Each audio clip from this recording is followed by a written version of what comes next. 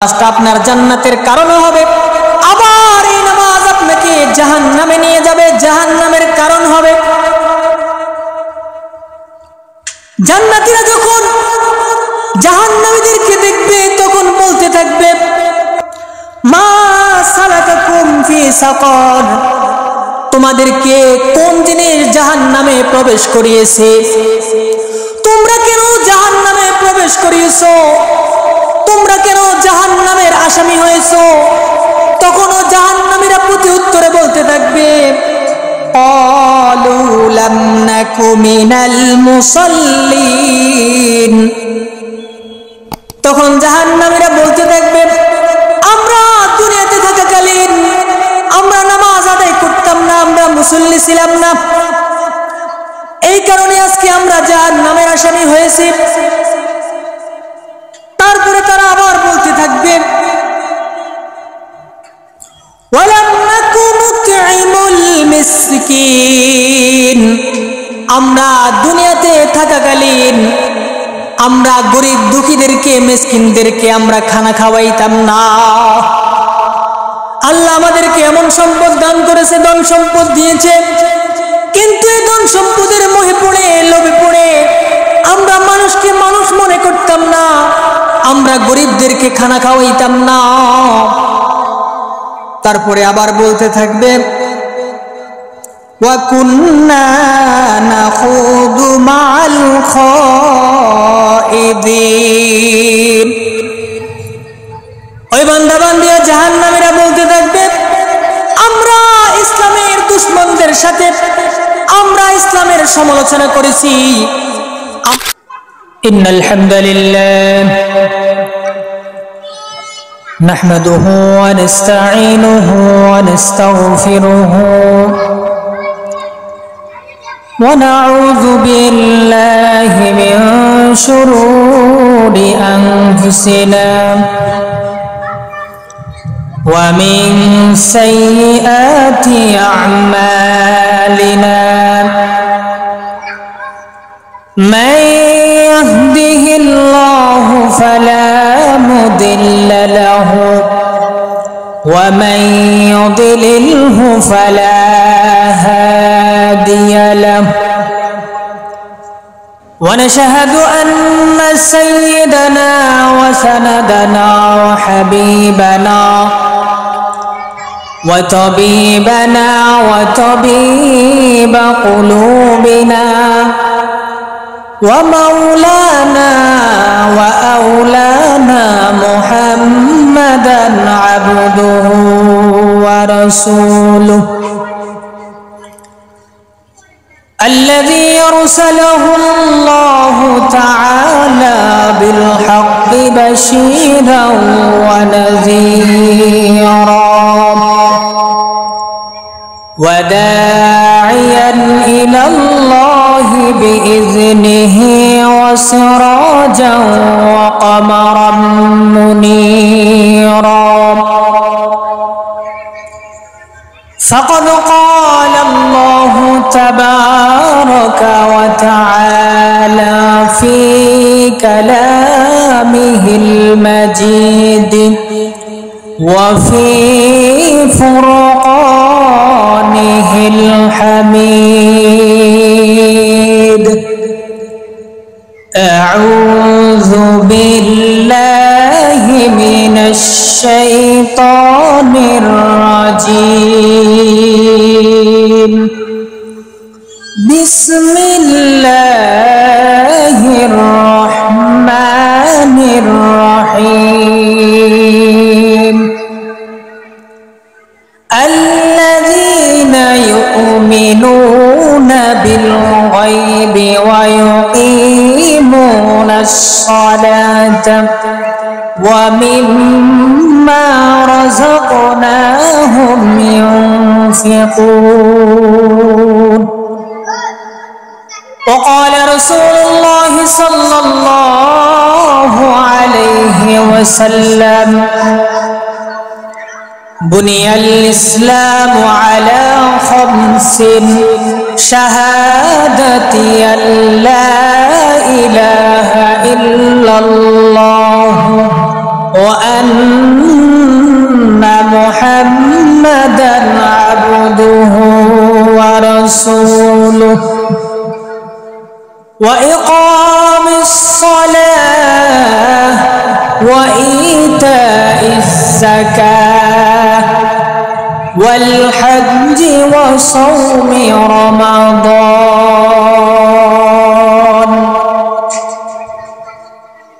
أو كما قال النبي عليه الصلاة والسلام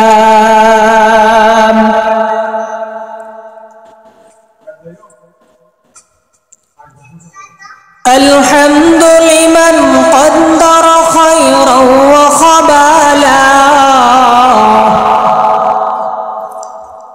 الحمد لمن قدر خيرا وخبالا والشكر لمن صور حسنا وجمالا والشكر لمن صور حسنا وجمالا فرد صمد عن صفة الخلق بريء فرد صمد عن صفة الخلق بريء رب أزلي خلق الخلق كمالا رب أزلي خلق الخلق كمالا لا زد ولا ند ولا حد لمولاه لا زد ولا ند ولا حد لمولاه الآن كما كان ولم يلق زوالا الآن كما كان ولم يلق زوالا আলহামদুলিল্লাহ হাসান বিন সাবিত রাদিয়াল্লাহু তাআলা আনহু মাদ্রাসা কর্তৃক আয়োজিত আজকের এই তাফসীরুল কোরআন মাহফিলের মুহতারাম সম্মানিত সভাপতি প্রধান অতিথি ও বিশেষ অতিথি মুআজ্জাজ মুকাররম জাতির মুকুট হযরত উলামায়ে কেরাম এবং আমার সামনে উপবিষ্ট আছেন দূর দূরান্ত থেকে আগত আল্লাহ পাকের আশিকিন জাকিরিন শাকিরিন মুহিব্বিন মুরব্বিয়ান আওয়াম ও আমার সমবয়সী যুবক বন্ধুগণ স্নেহের ছোট ভাই পর্দার অন্তর আড়ালে অবস্থানরত শ্রদ্ধেয় সম্মানিত মা ও বোনেরা সর্বপ্রথম ওই মহান রব্বুল আলামিনের দরবারে অন্তরস্থল থেকে কালিমত শুকর আদায় করি যে আল্লাহ জাল্লা শানুহু আমাকে আপনাকে সুস্থতার সহিত নেক হায়াত দান করে কোরআন এবং হাদিসের আলোচনা শোনার জন্য সুযোগ করে দিয়েছেন এজন্য আমরা সকলেই অন্তরস্থল থেকে রবের দরবারে কালিমাত শুকর আদায় করি সকলে বলি আলহামদুলিল্লাহ লক্ষ কোটি দুরূদ ও সালাম প্রেরণ করতেছি বিশ্ব মানবতার মুক্তির দিশারি সৈয়দুল মুরসালিন জনাবে রাসূলুল্লাহ সাল্লাল্লাহু আলাইহি সাল্লামের উপর আমি আজকে আপনাদের সামনে নামাজের ফজিলত এবং নামাজ না পড়লে কি পরিমাণ শাস্তি এই বিষয়ে কিছু আলোকপাত করার চেষ্টা করব ইনশাআল্লাহ আমি আপনাদের সামনে সূরাতুল বাকারা 3 নম্বর আয়াতে কারিমা তেলাওয়াত করেছি আল্লাহ তাআলা এই আয়াতের মধ্যে কি ঘোষণা করেছেন الذين يؤمنون بالغيب ويقيمون الصلاة ومما رزقناهم ينفقون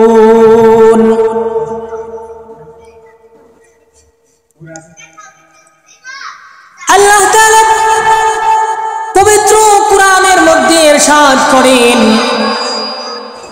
নামাজের কথা নিয়ে এসেছে, কারণ নামাজ এমন একটা ইবাদত, কোন বান্দা বান্দি যদি নামাজ আদায় করে তাহলে এই নামাজের মাধ্যমে আল্লাহর সাথে বান্দার দৃঢ় সম্পর্ক প্রতিষ্ঠিত হয়। এই নামাজের মাধ্যমে রব্বুল আলামিনের নৈকট্য অর্জন হয়। নামাজের মাধ্যমে বান্দা আল্লাহ রব্বুল আলামিনের নিকটবর্তী হয়ে যায়।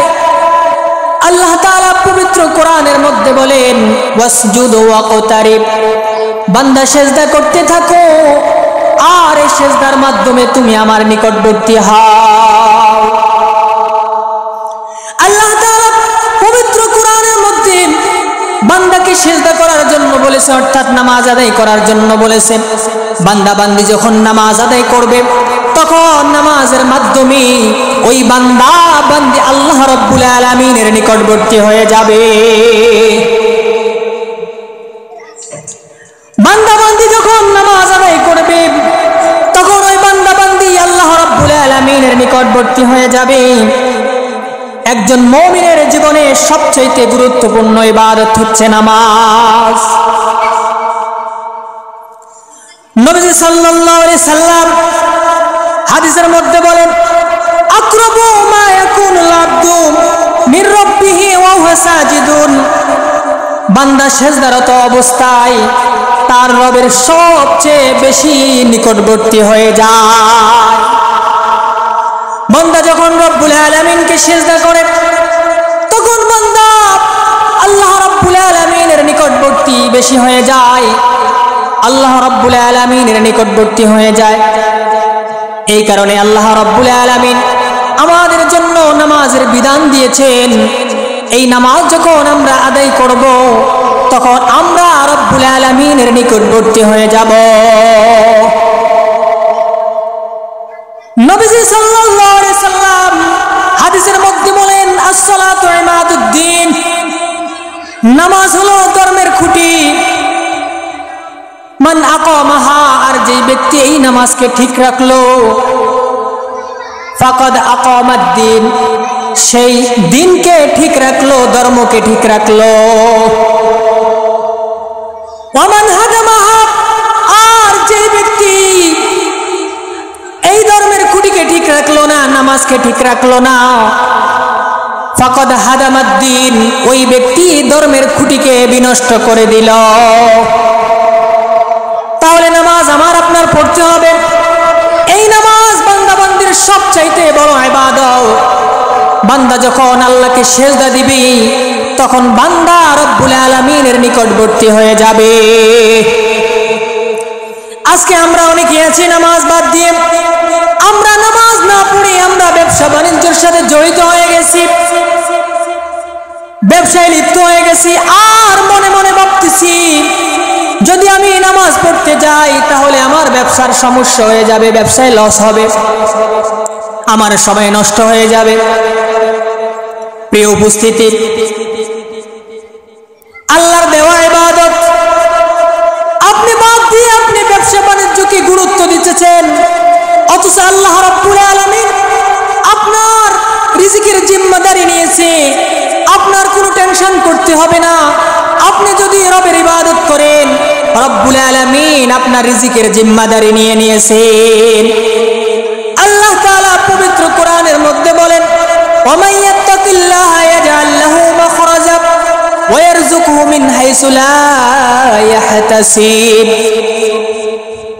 যদি কোনো বান্দা বান্দি আল্লাহ রাব্বুল আলামিনকে ভয় করে, আল্লাহ রাব্বুল আলামিন তার মুক্তির জন্য নিষ্কৃতি, আল্লাহ রাব্বুল আলামিন তার মুক্তির ব্যবস্থা করে দেন। ওয়া ইয়ারযুকহু মিন হাইসু লা ইয়াহতাসিব, রব্বুল আলামিন তাকে এমন স্থান থেকে রিজিক দান করবে ওই বান্দা কোশ্চিন কালেও তা ধারণা করতে পারবে না। এজন্য আমরা রব্বুল আলামিনের ইবাদত করতে হবে। রব্বুল আলামিনকে রব হিসেবে স্বীকৃতি দিতে হলে আপনি সর্বপ্রথম নামাজ আদায় করতে হবে। وقال النبي صلى الله عليه وسلم, নবী সাল্লাল্লাহু আলাইহি সাল্লাম বলেন, বুনিয়াল ইসলামু আলা খামসিন, ইসলামের 5টি স্তম্ভ রয়েছে, 5টি খুঁটি রয়েছে। ইসলাম 5টি জিনিসের উপর প্রতিষ্ঠিত। 1 নম্বর, নবী সাল্লাল্লাহু আলাইহি সাল্লাম বলেন, শাহাদাতি আল্লা ইলাহা ইল্লাল্লাহ আন্না মুহাম্মাদান আবদুহু ওয়া রাসূলুহু। 1 নম্বর, নবী সাল্লাল্লাহু আলাইহি সাল্লাম বলেন, 1 নম্বর হলো বান্দা রবকে এক বলে স্বীকার করবে এবং নবীজি সাল্লাল্লাহু আলাইহি সাল্লামকে আল্লাহর পক্ষ থেকে প্রেরিত তার উপরে বিশ্বাস স্থাপন করতে হবে। 2 নম্বর, নবীজি সাল্লাল্লাহু আলাইহি সাল্লাম বলেন, ওয়া ইকামিস সালাত। 2 নম্বর, বান্দাবান্দি নামাজ প্রতিষ্ঠিত করতে হবে। 3 নম্বর, রাসূল পাক সাল্লাল্লাহু আলাইহি সাল্লাম বলেন, ওয়া ইতাইজ যাকাত। 3 নম্বর, যাকাত প্রদান করতে হবে। 4 নম্বর, নবীজি সাল্লাল্লাহু আলাইহি সাল্লাম বলেন, ওয়াল হজ্জ। হজ আদায় করতে হবে। 5 নম্বর, নবীজি সাল্লাল্লাহু আলাইহি সাল্লাম বলেন, ওয়া সাওমি রমাদান। বান্দাবান্দি রমজান মাসের রোজা রাখতে হবে, রমজানের রোজা আদায় করতে হবে। তাহলে এখানে বোঝা যায় বান্দাবান্দির উপর আল্লাহ রাব্বুল আলামিন নামাজের পর পরে অন্যান্য বিধানের কথা বলেছেন। দেখেন, আপনার হজ করতে হলে হজের জন্য আপনার শারীরিক এবং আর্থিক শ্রমের প্রয়োজন হয়। আপনি রোজা রাখতে হলে আপনার শারীরিক এবং সুস্থতার দরকার হয়। আপনি যাকাত দিতে হলে সকলের উপর যাকাত প্রয়োজন হয় না, সকলের উপর যাকাত আবশ্যক না। যাদের যাকাতের নিসাব পরিমাণ মাল থাকবে ওই ব্যক্তির উপর যাকাত ফরজ হবে। কিন্তু নামাজ এমন একটা ইবাদত, এই নামাজ প্রত্যেক বালেগ আকেলবান নরনারীর উপর ফরজ। আপনার নামাজের বিধান এমন একটা বিধান, যেই বিধান আপনি কোশ্চিনকালেও লঙ্ঘন করতে পারবেন না।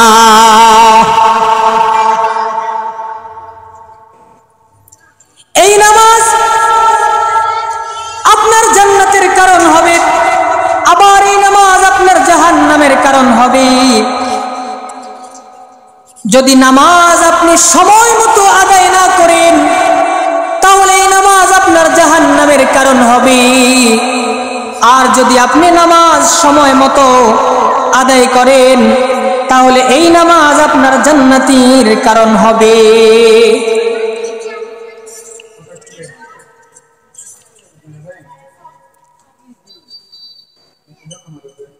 আপনি যদি নামাজকে গুরুত্ব দিয়ে আদায় করেন তাহলে এই নামাজ আপনাকে জান্নাতে নিয়ে যাবে।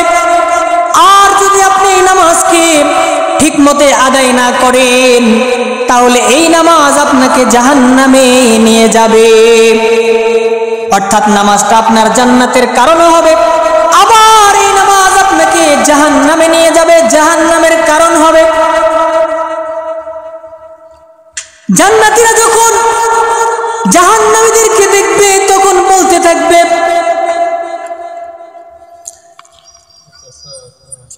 জান্নাতীরা যখন জাহান্নামীদেরকে দেখবে তখন তারা বলতে থাকবে, মা সালাকাকুম ফি সাকার। তোমাদেরকে কোন জিনিস জাহান্নামে প্রবেশ করিয়েছে? তোমরা কেন জাহান্নামে প্রবেশ করিয়েছো? তোমরা কেন জাহান্নামের আসামি হয়েছো? তখনও জাহান্নামীরা প্রতি উত্তরে বলতে থাকবে, ক্বালু লাম নাকু মিনাল মুসাল্লিন।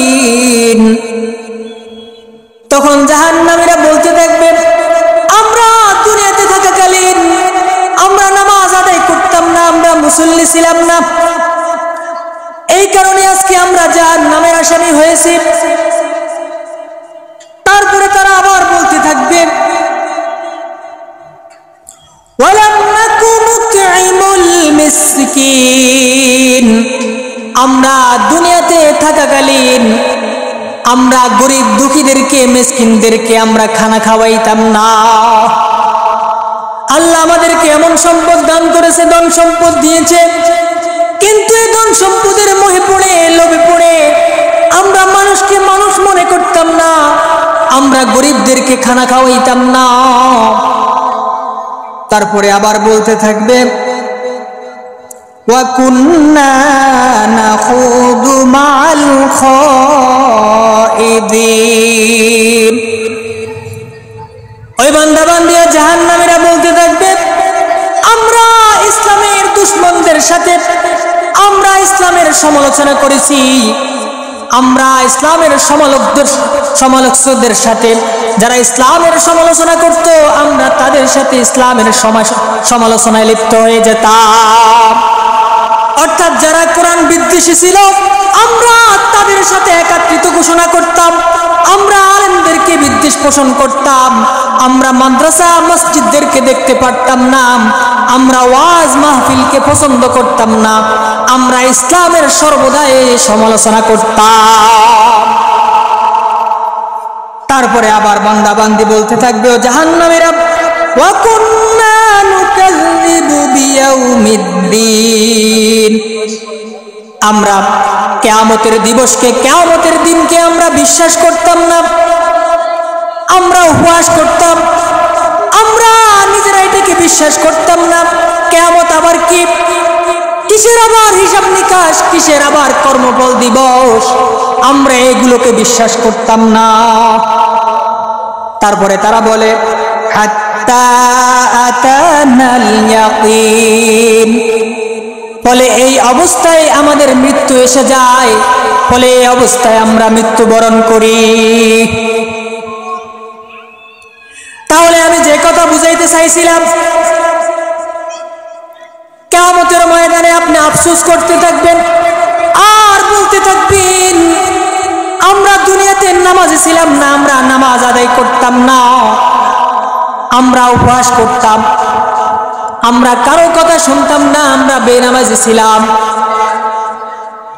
কিন্তু বেনামাজিদের শাস্তি সম্পর্কে যদি আপনাদেরকে বলি, বেনামাজিদের শাস্তি অনেক ভয়াবহ।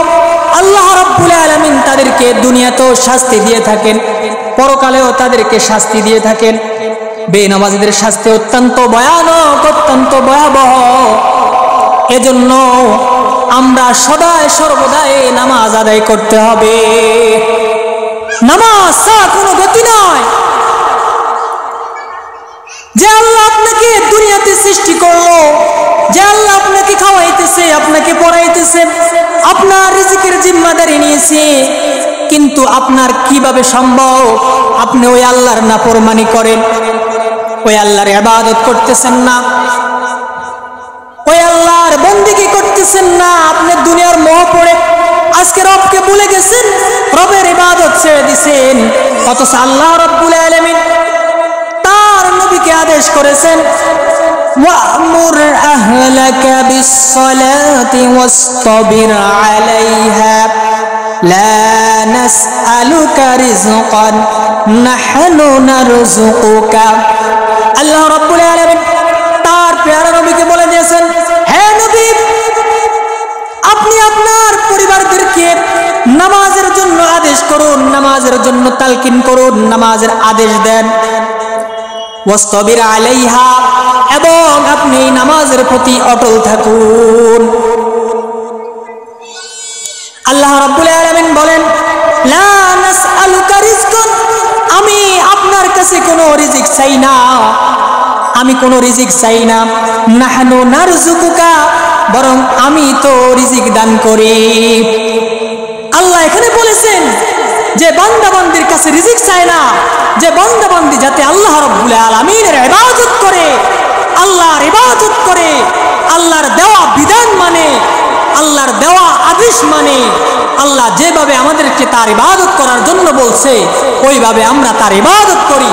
অথচ আমরা আল্লাহর ইবাদত বাদ দিয়ে, আমরা নামাজ বাদ দিয়ে আজকে আমরা রিজিকের পিছনে দৌড়াই, রিজিক তালাশ করি। কিন্তু রিজিক দেওয়ার মালিক কে? আল্লাহ।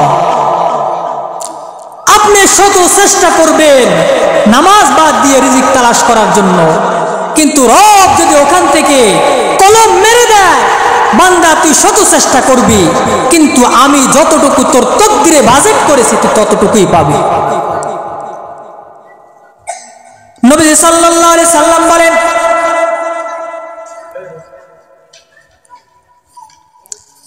এক হাদিসের মধ্যে রাসূলুল্লাহ সাল্লাল্লাহু আলাইহি সাল্লাম বলেন, ওয়ামান লাম ইউহাফিজ আলাইহা কানা ইয়াউমাল কিয়ামাতি মা কারুনা ওয়া ফিরআউনা ওয়া হামানা ওয়া উবাই ইবনে খালফ আও কামা ক্বালা an-নবী আলাইহিস সালাতু ওয়াস সালাম।